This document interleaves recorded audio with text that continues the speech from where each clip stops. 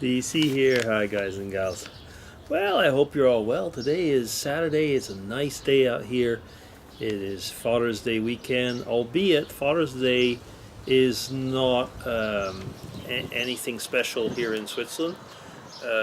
Mother's Day is. I've said it a few times over the years now by now, but I did notice when I was over in Ireland, though, Father's Day was as big as in America, for sure. A lot of sales of ties. Anyway, yeah, so like I say, it's nothing here. Nobody will notice once a day has passed. But anyway, that's not what I was going to vlog about. I might make a vlog tomorrow about Father's Day. We'll see. Anyway, so I am drinking a glass of Beaujolais. And this is actually going to lead into the topic of the subject. You know, I like every now and then to pull out articles which I kind of find funny science in a ways. Sometimes they're in the New York Times. This time I get a newsletter from Science Daily, and usually it's pretty good stuff there. Actually, every now and then there's some funny stuff. It's all bent up because it was in my in my bag and I forgot to take it out. So the article was, "Lost your appetite? Try inviting yourself to dinner." So it's something from Nagoya University in Japan. So maybe it's a Japanese specific thing, but actually not. The summary is, eating in front of a mirror, or even with a picture of yourself eating, makes food more appealing, new research suggests. So actually what they did is they made a study actually looking at a woman eating popcorn alone in front of a mirror or a monitor, displaying a wall or a monitor of her static image. And in both cases where she could see another person, which in this case was herself, she ended up eating more, or made the food more appealing, as they say. So if you're wondering if it's a real scientific paper, because that's just like basically a newspaper type of thing, I went and got the first page out of Physiology and Behavior. There you are. So it's in a real scientific journal.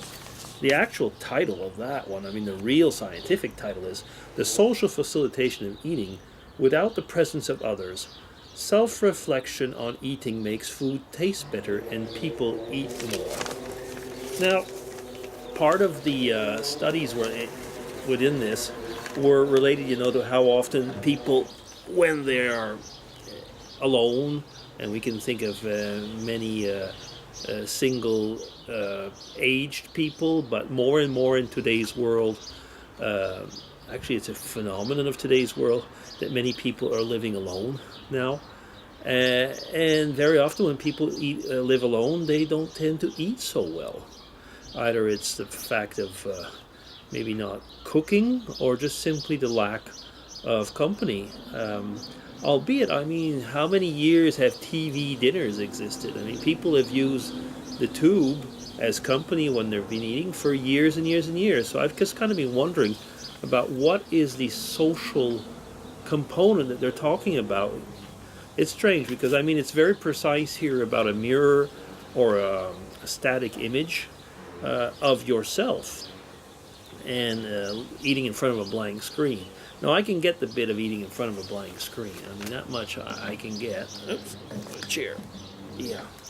Now, that got me thinking, is it once again fake news? Is there really something there? We all know that eating has its social component, and the whole fact of eating together with people is sharing pleasure in many ways, not only the pleasure of the food, but the pleasure of the conversation, and so on. But it got me to thinking, when I go to a restaurant on a business trip, many, many years ago, so before computers, people had things called books. And these books had writing in it, and you would read. I'm being facetious, but I think you'll see where I'm getting at. excuse me, whenever I would go to a restaurant on a business trip alone, and I forgot to bring my book, really all I wanted to do was eat and go, unless the restaurant was really interesting, and then you could look at what was going on. And as you can imagine, that was something that I did a lot, was looking at the people and seeing how things were. But it really depended on where you were in the restaurant and what type of restaurant. So having the book was an absolute must. Today's world, well, I would bring my Kindle. If I didn't have my Kindle, or now I have the iPad. So if I don't have that, I do feel, or my phone eventually, if I'm eating alone, I do feel like, oh, well, you know.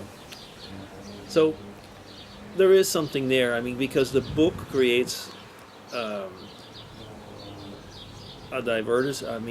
basically an amusement, and it's the same actually with the Kindle or the iPad. Now, have you ever tried that? I mean, I've almost thought of trying it. The thing is that once you know about it, I mean, having said that, you can't make a clinical test like that without the person knowing what's going on. Goodness sakes, no. Because usually clinical tests are what you call double blind, or at least blind. But there's no way that this can be blind. Yeah. I mean, those of you who live alone, what do you think? I do know on my own, like, for example, today, Mrs. DC is working, she's off.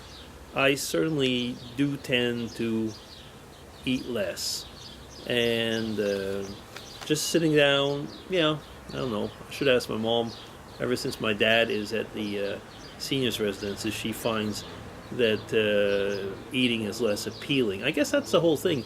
It might not even be eating less. It's a fact that less appealing to eat something. I mean, when you make a really nice meal, yeah, you enjoy it, but you're not sharing it. Okay. Well, let me see. I've been talking for a little while. Probably long enough. Yeah, 7 some more minutes. So, okay.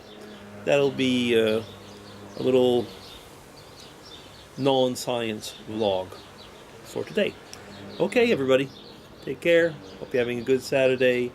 And talk to you soon. Bye-bye.